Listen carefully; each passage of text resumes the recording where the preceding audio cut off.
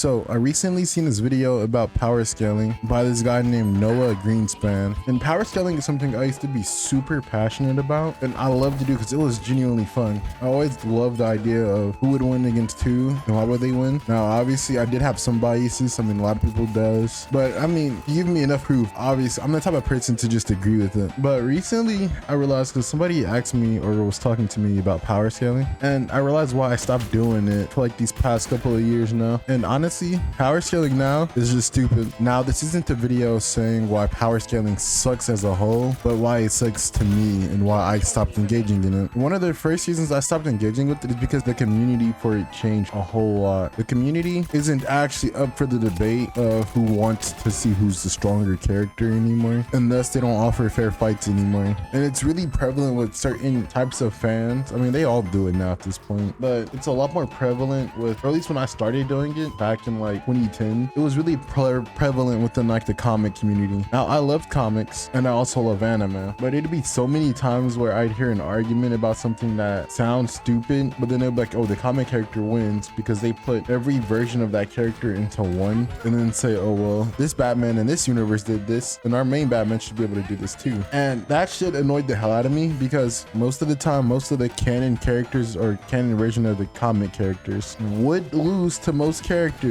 until they reach the end of the story, which that's kind of how a lot of comics work. You know, obviously if the main character in the comic issue was strong enough to handle every threat, there would never be a threat, and if there's not a threat, then there's no point of comics. There used to be this take I disagreed with from Stan Lee, or somewhat. I didn't really like it because I feel like it took the fun out of it, but Stan Lee said it doesn't matter who wins in a fight because the author decides who wants to win, which is true. But a lot of times I liked power scaling because it used to be just based off everything we know and everything we've seen of this character and this complete timeline, who would win in a fight based off the knowledge we have currently. And I love that concept. It was fun, it was genuinely entertaining, but now it genuinely changed. It's not really about that anymore. Like, for example, I'm a big fan of saying stuff like this myself, but I'm gonna be honest, it's kind of bullshit and annoying to hear, but the whole Batman wins with prep time is annoying, although it is kind of true per se. But again, that's like an unfair scenario for a lot of these characters, because it's like, why does specifically characters like Batman get prep time? And I guess you could say that's his main ability, but it's like, it's a lot of factors people always skip out when it comes to power scaling. And when it comes to like mixing together with these facts and these rules, it's really just putting a bunch of, well, I think this would work together. And that used to be fun whenever both of the people in question were actually down to have the conversation. Now that's not the case anymore, especially with like stuff like One Piece, bro. I would sit there and say something like, oh well, what if Black Clover fought One Piece? How would that work, or what would happen? And the amount of times I hear people will say things like, oh well, One Piece wins because Logias can't get hit by characters in Black Clover. And it's like, well,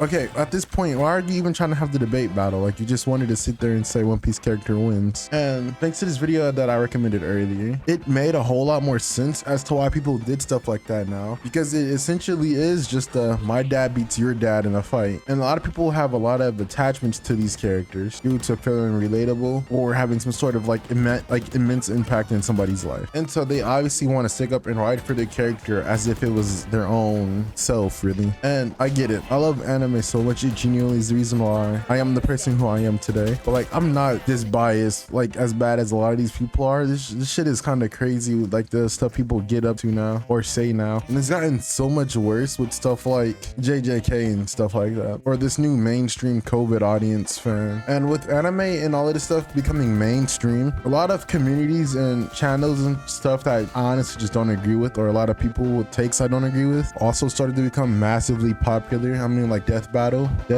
genuinely, they don't even care about actually who wins, just about who's more popular. And if I remember correctly, or I've heard people say that they've even admitted this to themselves. I'm not really sure. I might put it in the video if I can find it, but I don't really know too much about Death Battle or how they run. But I remember back when I was really little, I loved like their Mario versus Sonic, and then like I remember being upset at the fact, or at the outcome of the battle, because I felt like they were just missing so much info. And then on top of that, I also like Death Battles like Link versus Cloud when I was little, until I actually got up and got introduced into Final Fantasy and started thinking about it logically about who would win in a fight, Link or Cloud. And then I was like, you know what, this was a stupid death battle. Cloud wins this by a long shot. I don't know how they even think this is a fair fight. And it's not like they gave Link any of his crazy abilities either for him to win. Link just stronger, just strong man, the guy who survived the universe or a fucking solar system blowing attack to his face. Now, I'm not about to get into like the nitty gritty because I'm sure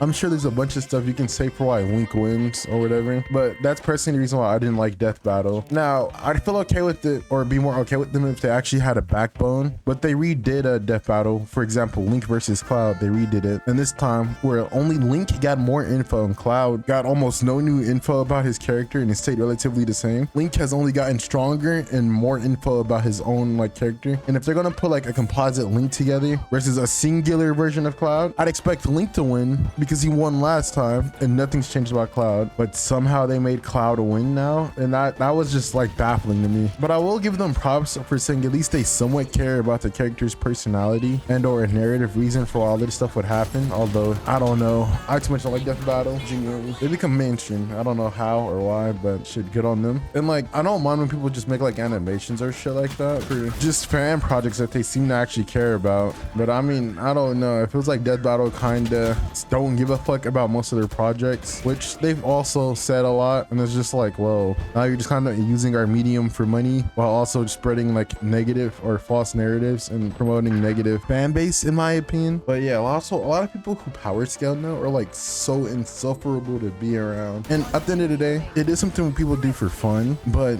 it's been so long since I've been able to have a fun conversation or a fun debate about it. I genuinely don't think I've actually had fun discussing it since like 2016 when I was like a little kid, because every debate I've had since then has just been the most uber cancerous topic ever. And like, it was always stupid because I went into like the discussion willing to like change and learn and then come up with the info and stuff I had and reasons why I would think somebody would win. But something that really killed it for me, not only were they not, first things first, they were never going to change their opinion because they're not in it for the fun of it. They're in it because this shit means something to them. But when they pull out pages and pages of math to explain something that is literally impossible, like if not physically, but literally in the narrative, like narratively impossible. Like for example, Viltrumites being faster than light. They'd pull up with pages and pages of info and then tell me, well, I can fact check that if I want to. And they know damn well that they don't understand what none of that means. But even if I did fact check it, it wouldn't matter because it's not realistic or accurate. And then even if it was like accurate based off of what? Because it's like at the end of the day, the stories and these forms of art that we're consuming are all depictions of something or someone's interpretations and not necessarily the exact way it went down, because I mean, it's fiction. It never happened to begin with. And most of the writers who's writing these things don't understand the scale of some of the stuff that they're doing. But not only would they bring like all of that info up and the info would still be wrong, and you tell them that they're wrong and they just instantly be like, oh, I don't care. And then they start insulting you,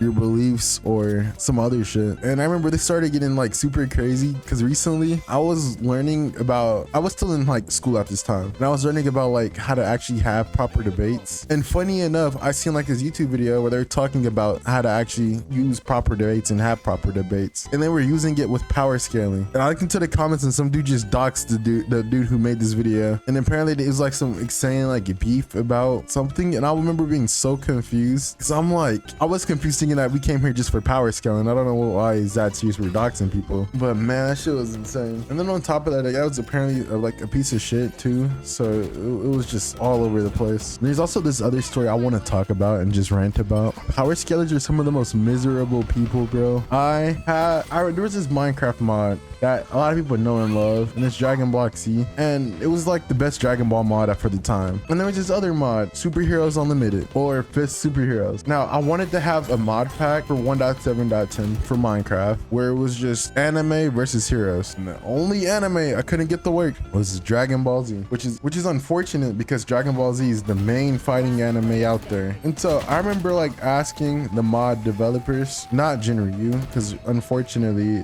the mod creator Jinryu, rest in peace, passed away. I was asking some people on this team if there was a way that they can make it so the Dragon Block V system is a bit more friendly with other mods. Now it's not like I was demanding it. Hell, I didn't even expect an answer, so I was just throwing a random shot out there. Now I was surprised. This happened a long time ago, so I don't have the proof anymore, and I don't know if it was the creator of the mod who said this. I doubt it, or not creator, but his brother. It could have just been the fan base or developers or something. I don't know. But I asked if it can be more friendly with other mods, and they said, oh well, what mod do you want it to be more compatible with. And I'm like, oh, just like Fist superheroes or Legacy superheroes mod. These dudes got on my ass so bad, and they're saying, why would you even want to mix those mods together? The characters aren't even comparable. And I'm like, well, I would want a mod pack where you can have Superman versus Goku with Star Wars characters, other anime characters, just anything fantastical. And these dudes got so upset, and they're like, Goku beats all of them anyway, it doesn't really matter. And then they started like throwing insults out. I'm just like, bruh, I was surprised to even fucking get a response, but lo and behold, I was surprised that the response I did get was that bullshit. Now, I didn't even say like Superman beats Goku, because when I was younger, I thought Goku beat Superman, because most iterations of Superman I'm seeing aren't destroying universes casually and consistently. Maybe like at the end of the series they are, but never like during the current time I was reading it or paying attention to the story. And so I used to believe Goku would beat Superman, but nah, they got upset at me for even like